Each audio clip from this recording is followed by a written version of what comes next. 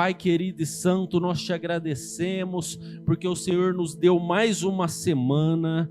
Nós te agradecemos porque iniciamos agora mais um dia, mais uma semana. Na primeira hora deste dia, desta semana, nós queremos te adorar, te glorificar e consagrar esta semana que se inicia, Pai. Em nome de Jesus, que seja uma semana que o Senhor esteja presente em nossas vidas, que o Senhor esteja nos acompanhando em tudo que façamos, ó Pai.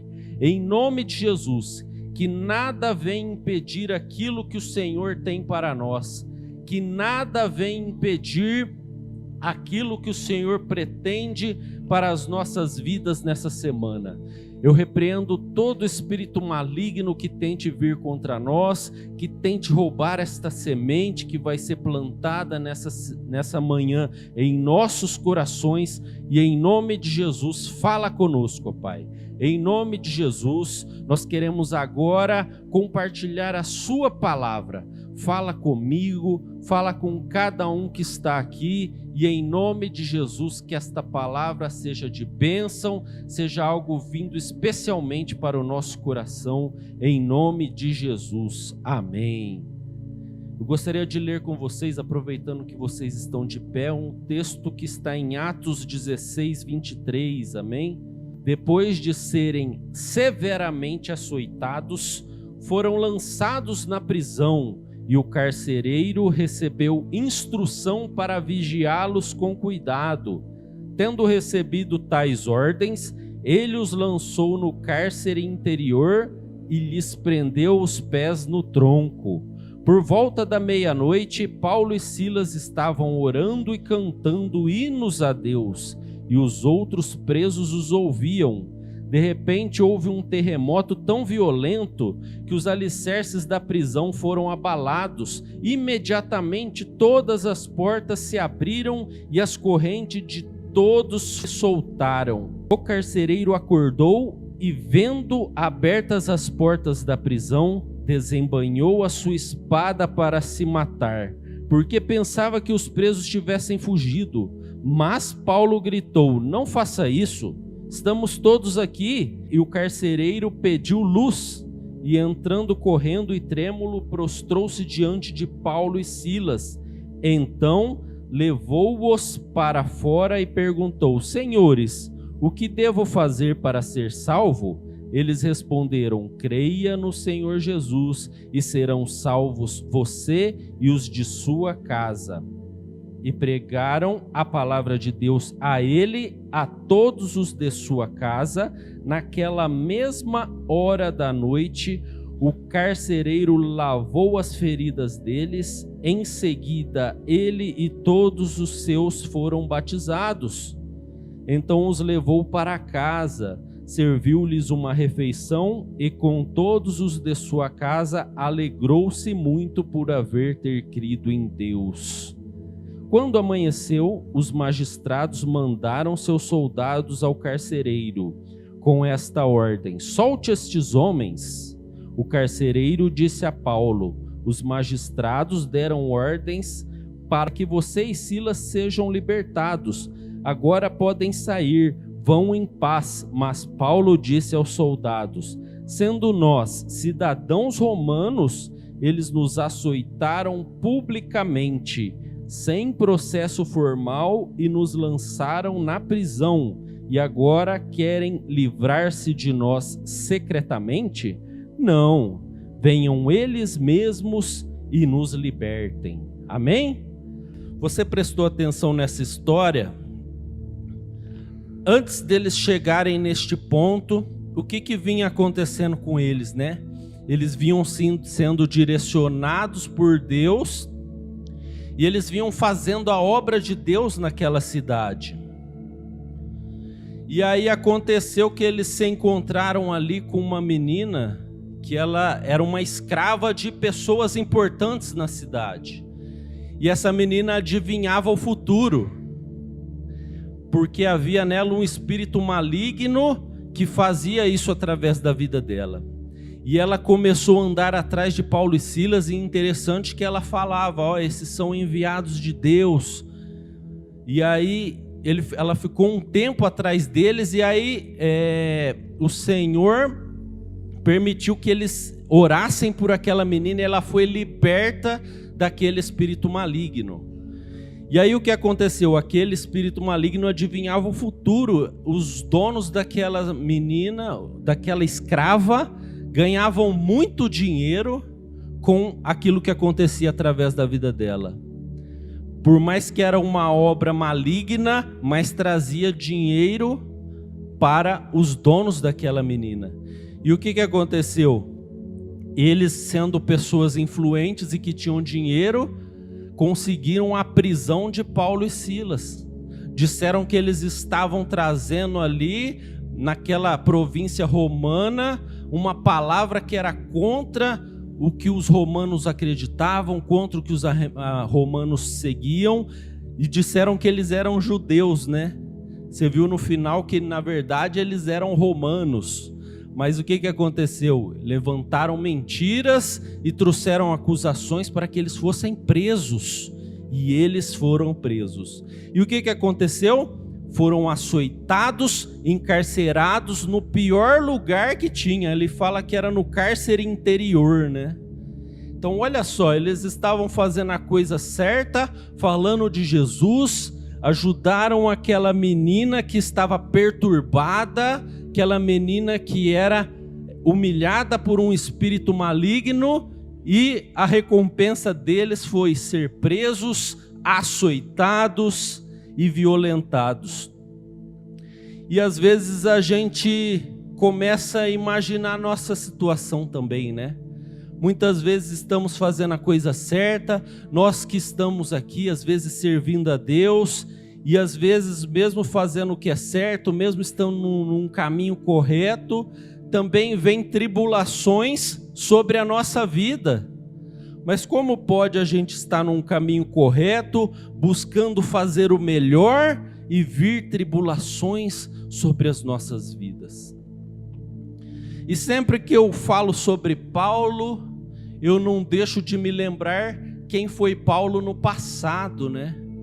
Se a gente vê em Atos capítulo 3, versículo 8, diz o seguinte, sobre Saulo. Saulo era o nome de Paulo antes de conhecer Jesus. Jesus mudou o nome dele para Paulo, mas enquanto ainda vivia na vida velha, ele fazia isso, ó. E Saulo assolava a igreja, entrando nas casas e arrastando homens e mulheres, e os encerrava na prisão. Por mais que hoje ele estava fazendo as coisas certas, por mais que hoje ele estava, na verdade, servindo aquele Jesus que antes ele perseguia, ele estava aqui simplesmente colhendo uma semente que ele mesmo plantou. Olha só, ele prendia as pessoas, ele encarcerava quem falava de Jesus na prisão, e quando ele foi falar de Jesus, ele foi encarcerado na prisão. Então uma coisa que nós não podemos esquecer nunca é a lei da semeadura. Se a gente planta alguma coisa, a gente vai colher, seja bom ou seja ruim. Mas também não existe somente tribulações mediante ao que nós plantamos.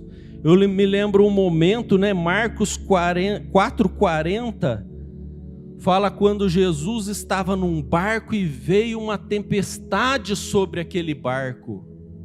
E a Bíblia diz assim, que Jesus, ele dormia durante a tempestade.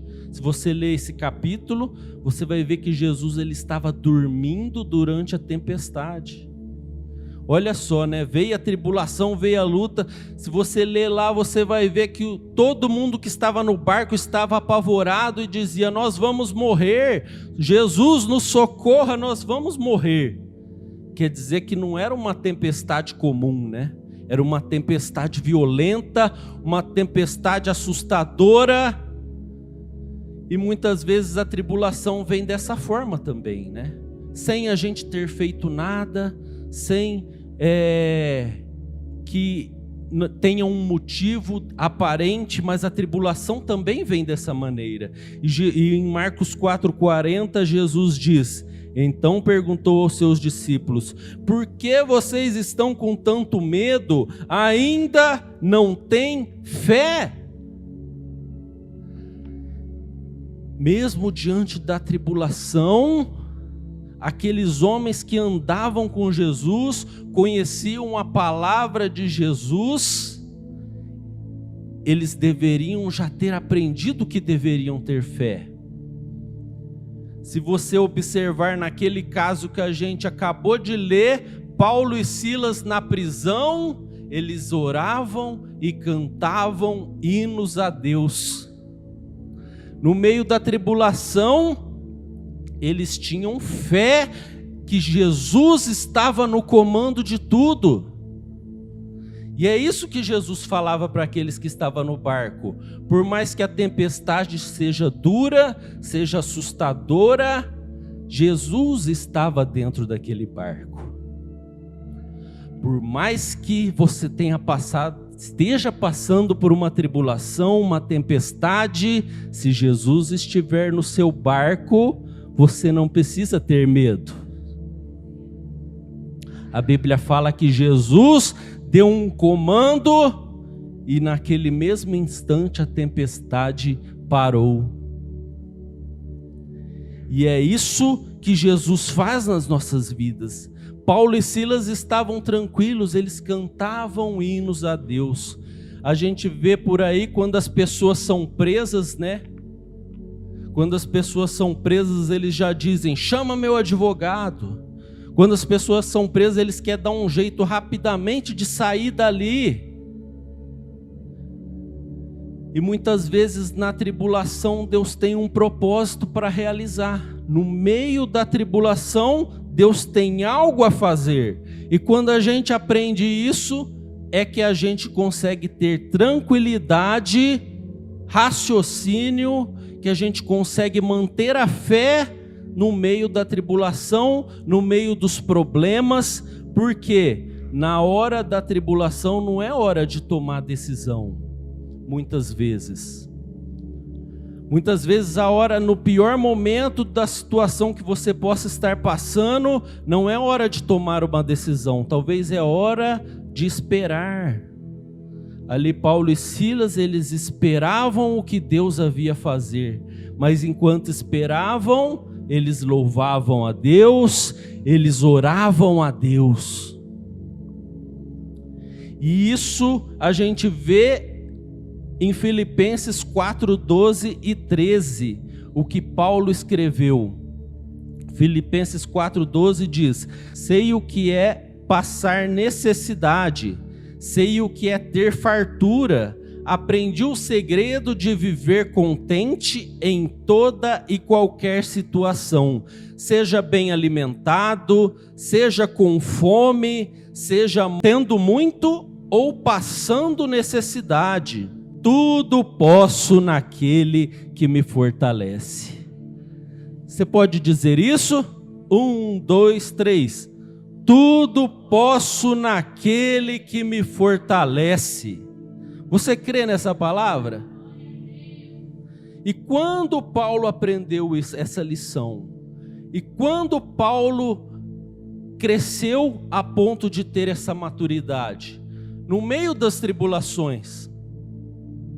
Vocês viram aqui, por exemplo, o pessoal tocando um instrumento,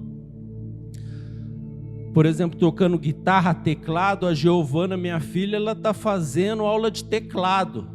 E as teclas é dura.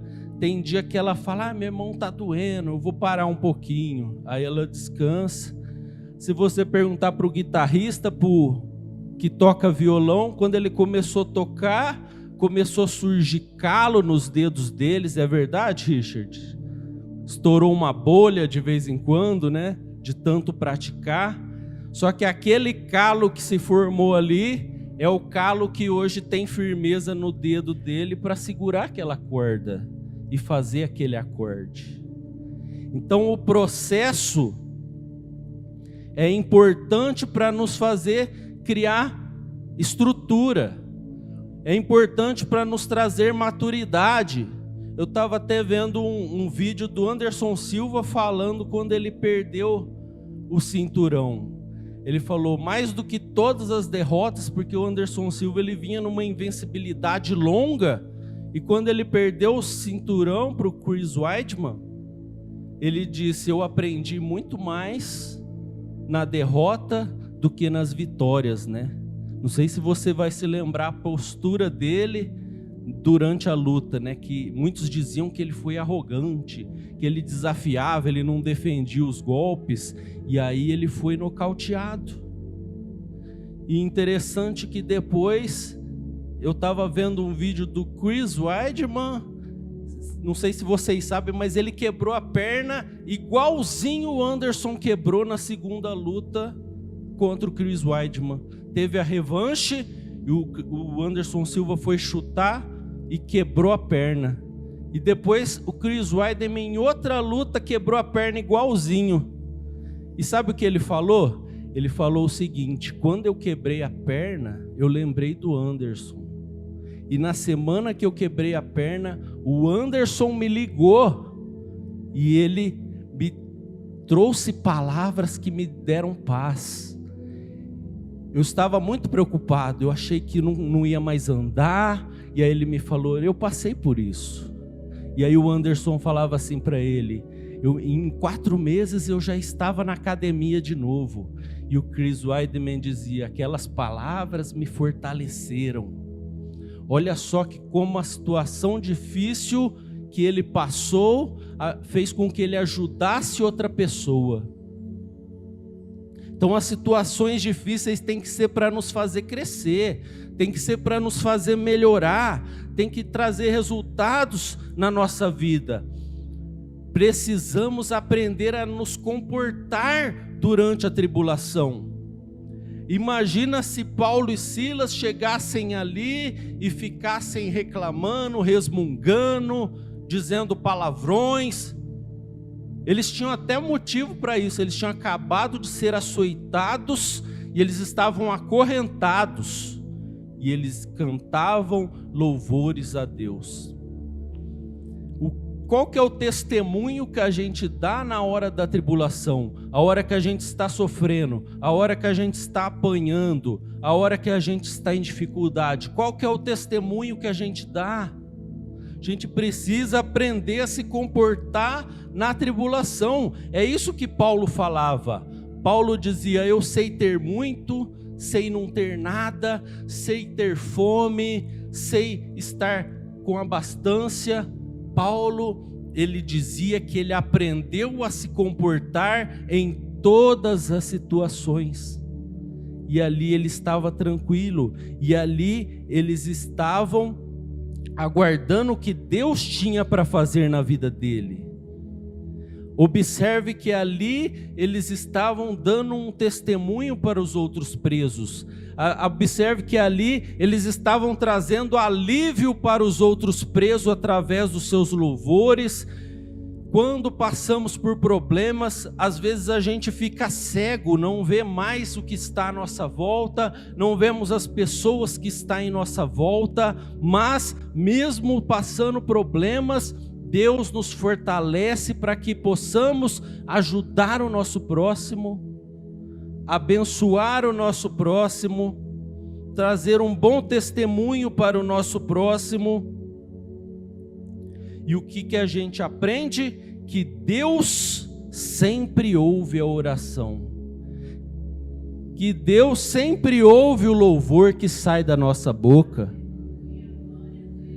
O que eles podiam fazer ali? Não tinha mais nada para eles fazer ali. Não tinha mais nada. O que eles podiam fazer? Estava preso e acorrentado.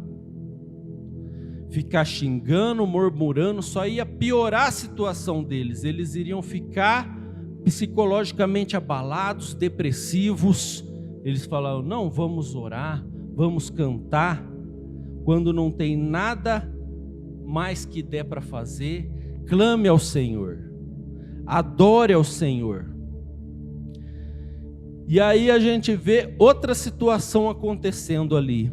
Tem um terremoto, e se abrem as portas e soltam-se as correntes e os presos ficam livres. E aí o carcereiro vem e olha aquela situação, fala: os presos fugiram, eu vou me matar. Ele puxa a espada para se matar. E aí a gente vê o retrato de uma pessoa que não conhece a Deus, que não crê na palavra de Deus, que não teve a oportunidade ainda de conhecer a Jesus. Na hora da tribulação, entra em desespero. Na hora da tribulação, acha que tudo acabou. Mas do lado dele tinha pessoas que criam em Deus. Tinha pessoas que conheciam a palavra de Deus. E aí Paulo diz: não faça isso, estamos todos aqui. E aí a gente começa a pensar nessa situação, né? Será que esse carcereiro não era o mesmo que tinha açoitado eles? Esse carcereiro não era o mesmo que tinha acorrentado eles? Eles poderiam pensar: vamos esperar ele se matar? Aí a gente sai fora, né? Vamos esperar ele se matar e aí a gente foge. Mas isso não seria a atitude de quem segue a Jesus. Quem segue a Jesus aprende com Jesus que deve amar até os seus inimigos. E aí o que eles decidem?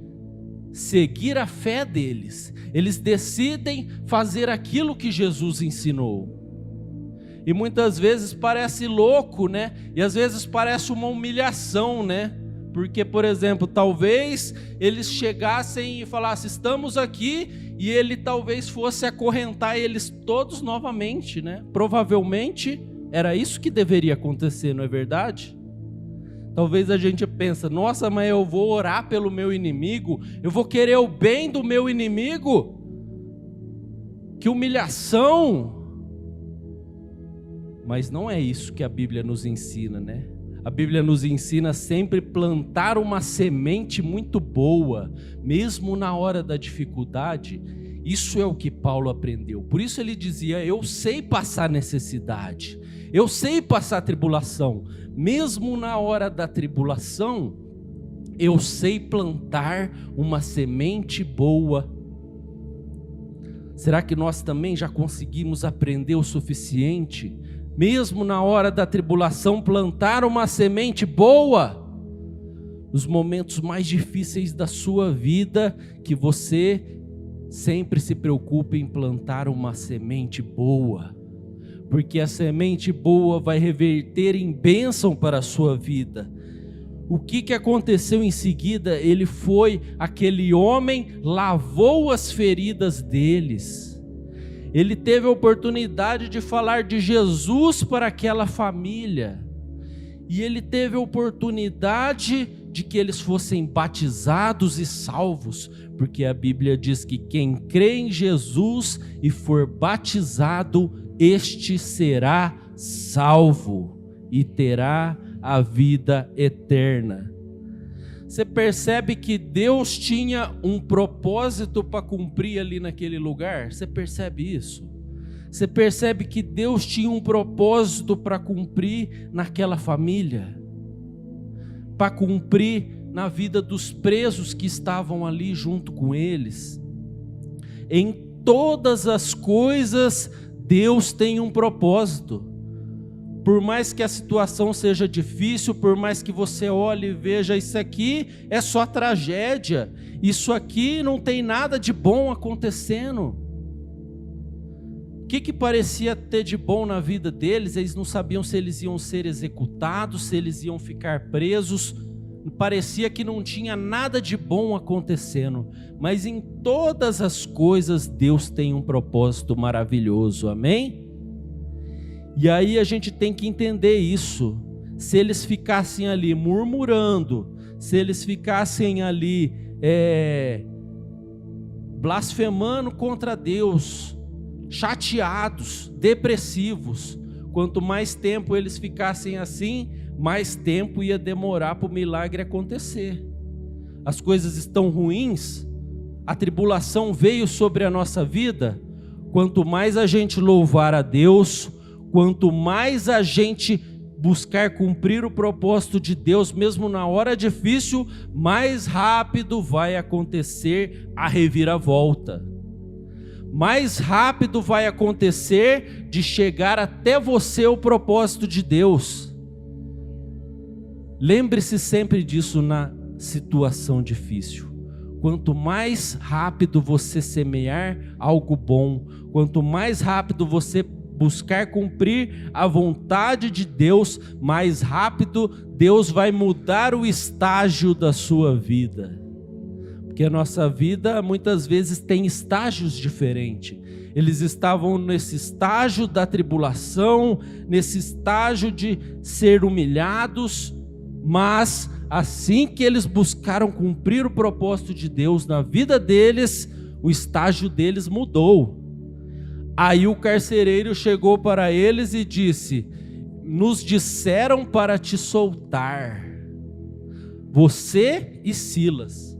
E você viu o que Paulo disse para eles? Paulo disse: mas espera um pouco, nós fomos açoitados, nós fomos humilhados, e agora, e isso tudo publicamente, e agora vocês querem nos soltar na miúda, secretamente?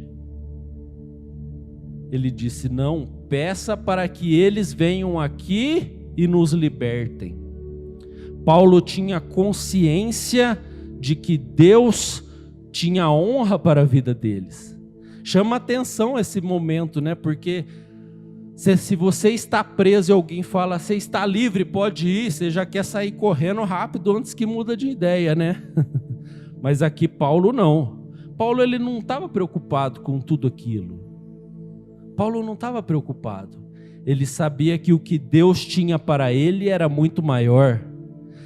Paulo sabia que o que Deus tinha para ele era honra. Não se preocupe se você está humilhado, fracassado. Não se preocupe se você está igual a eles no fundo do poço. O que Deus tem para você é honra. O que Deus tem para você é vitória. E ele tinha tanta convicção que ele não se preocupava. A palavra nos ensina que ela é viva e eficaz. E eu tenho certeza e convicção que esta palavra tocou a sua vida e o seu coração. Deus, ele trouxe a você algo que você está passando, algo que você está preocupado, algo que você precisa resolver na sua vida, mas ele também já te trouxe através dessa palavra a fé, para que você saiba que em nome de Jesus, tudo você pode naquele que te fortalece. Tudo posso naquele que me fortalece. Repita essas palavras: tudo posso naquele que me fortalece. Em nome de Jesus, comece a orar a Deus, comece a louvar a Deus com seus lábios. A Bíblia nos ensinou hoje que quando a gente busca a Deus, clama a Deus, louva a Deus, Ele derruba toda prisão, Ele derruba toda perseguição, Ele derruba toda tribulação em nossa vida, e Ele está derrubando as portas que te prendem hoje, e Ele está te soltando seus braços e os seus pés, para que você possa caminhar, para que você possa receber aquilo que Ele tem para você, e o propósito dele é de se cumprir rapidamente na sua vida, enquanto você clama, enquanto você busca, o seu louvor e a sua oração vai abrir as portas para a sua vida agora, em nome de Jesus. Tira toda a preocupação da sua mente. Jesus está no seu barco. Jesus está conduzindo a sua vida. Em nome de Jesus, nada pode te prender, nada pode te parar. Em nome de Jesus, Santo Deus e poderoso Pai, quebra toda prisão, toda armadilha, abre as portas que estão fechadas, ó Pai, em nome de Jesus. Abre as portas que estão fechadas na vida financeira, na saúde, traz cura para aquele que precisa de cura, traz libertação para aquele que está perturbado, aquele que está depressivo, aquele que precisa de um milagre. Aqui nós vimos um milagre acontecer, ó Pai.